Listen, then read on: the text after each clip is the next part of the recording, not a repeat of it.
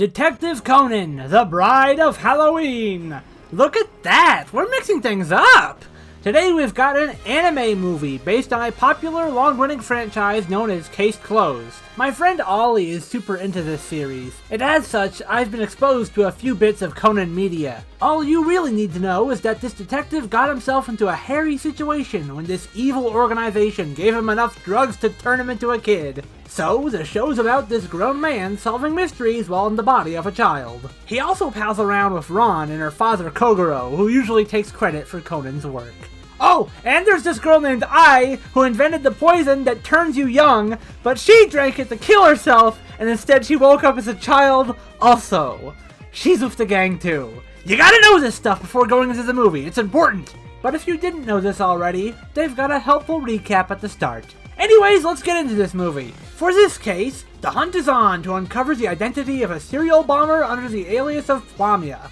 This villain has killed plenty already, and now seems to be targeting 4 police officers who thwarted their plans in the past. Can Conan crack the case before more innocents die? What do you think? I don't think they're gonna kill their whole cast in this one-off Halloween movie. Just a hunch.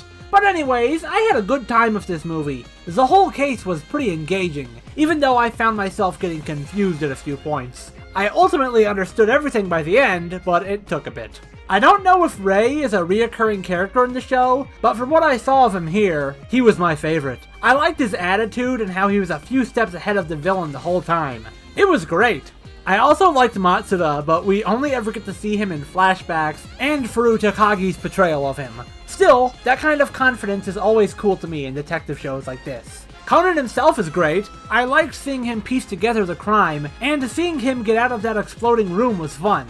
The reveal of this big, pumpkin-headed cult of people who also want to take down Flamia was cool, even though a lot of their dialogue was in Russian, and the only subtitles I got were in Japanese! I was so lost when they were talking! Mother of mercy, I can't read Japanese! This movie had decent Halloween vibes. I liked the spooky purple fire, the decorative pumpkins turning out to be tools for a bomb, and the entire intro has a fun spooky aesthetic. They did good in that department. I think my only issue with this movie is that I think the villain could have been better. First of all, I should have guessed that the bride they were protecting at the start of this would turn out to be the villain.